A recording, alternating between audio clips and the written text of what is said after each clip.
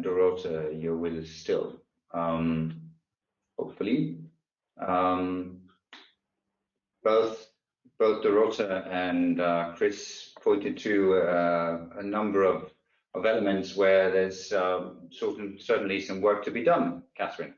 I'm thinking of being hopeful that there's a road ahead where people are actually motivated to do a lot of work. What are your key elements that you bring that gives you hope at this stage?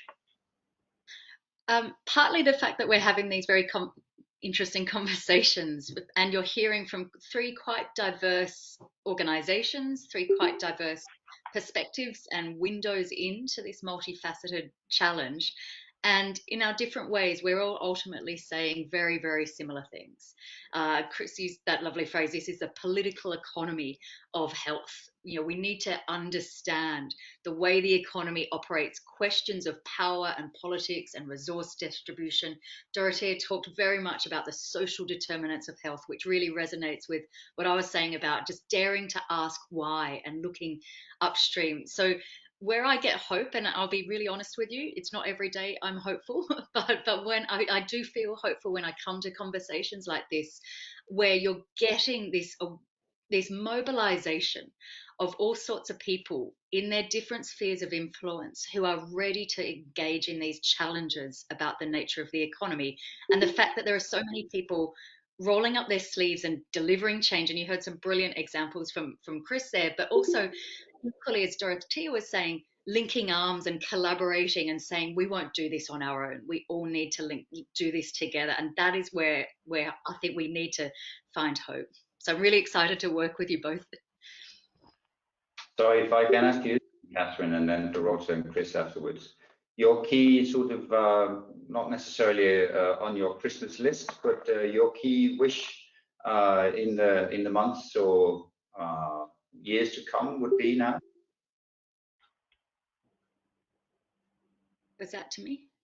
Yeah, well, it was for you first, and then Dorota and Chris afterwards. Yeah. Okay. I mean, it's a really hard question because I think there is so much to do, and we all about the changes that need to happen at all levels of the system. We need to change what we think our economy is designed to do. We need to change how we assess progress of the economy at that really macro level. We also then need to transform our tax systems, what sort of businesses operate in our economy, how we design our cities, how we assess progress. Do we do long-term planning and this sort of idea of can we go for co-benefits, as Chris was saying, rather than just see these things in isolation as so often happens. And then we've just got these downstream sticking plaster reactions. So there is so much to do. I like to sort of gather my thoughts a little bit. I don't know if any of you have been doing jigsaw puzzles over the pandemic. Apparently lots of people were, but you know, any good jigsaw puzzle person will start with the corners. And I think, yes, it's a jigsaw puzzle of changes we need, but the corners, I think, are purpose. So changing the purpose of the economy, prevention. So really looking upstream and preventing harm from happening, pre-distribution. So asking the economy to do more of the heavy lifting, designing economic outcomes, and things like worker cooperatives that you've heard in the case of Mondragon are a brilliant example of that.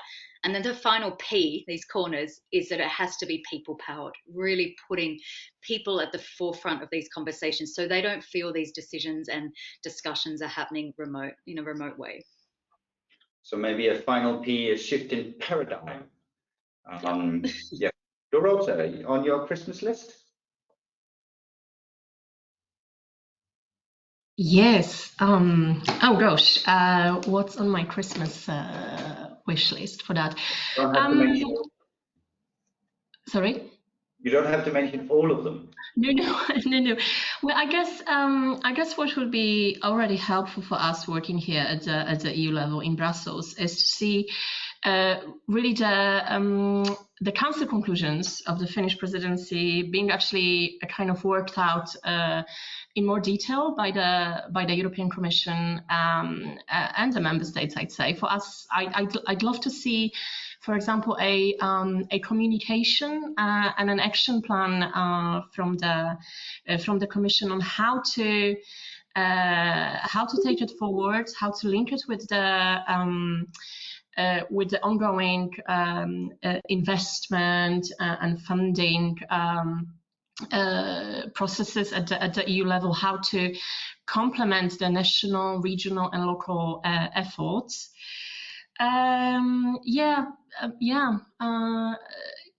And working in alliances. I mean, I really loved what Katherine said. Couldn't be more enthusiastic myself. Multiplier effects, like really a kind of drumming on the doors of the policymakers, changing the mindsets, and keep on doing what we are doing so well. And my last not plea, but I think it will be important is not to leave the Eastern European countries behind in this, because for the moment it's wonderful. I really love it, but it really feels like this. I mean, it is the Nordic movement, the Western Europe. Okay, we hear some changes from the south. That's why I was really interested in what Chris said about Poland, my home country. I'd love to see, a kind of stuff probably being done in a different way, but so that we all kind of go in a similar direction, and we really learn from each other and hold each other's hands within, of course, the each of, unique, I'd say, parameters of the local context. Thank you. Very good, Dorota. And the sun still rises in the east, so hope might do too. Chris, since you're in Copenhagen, you have part of your Christmas wish, I suppose. But on your Christmas lists, professionally then, at least, and a final word from you. Yeah, thanks. Really echo the comments of Katherine and of Dorota. I think there's maybe two things. I think my wish is that we really focus on bringing to the forefront of the media, to citizens, the work and the voice of what's already going on. We talk about the wellbeing economy as being new. It's actually not new. It's been going on in many places for a long time. So circular economy thinking, health and health policy thinking, bottom-up, community development, anchoring, assets-based approaches, global goods. What the task for us is to make the narrative around this mainstream so people can engage with it. They can see why it's important to their life where they live right now. It makes a difference. It's important. And that they not only see that they can benefit, but that there's something that they can do about it. So I think that's the first thing, which is our job to kind of advocate and bring these voices into the mainstream social, political discourse, if you like, and in the population discourse, in our cafes, in our bars, in our pubs, etc. I think that's the first thing. I think the other thing is that what is so powerful is when one person who's doing it, one company, one organization, one country, who is really doing it mainstream, talks to another country and says why we're doing it, how we're doing it.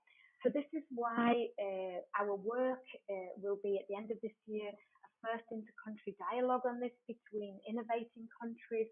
Then we have a solutions forum next year. We're connecting also with other well-being economy movements. And let me tell you, there are about 50 international movements on the well-being economy.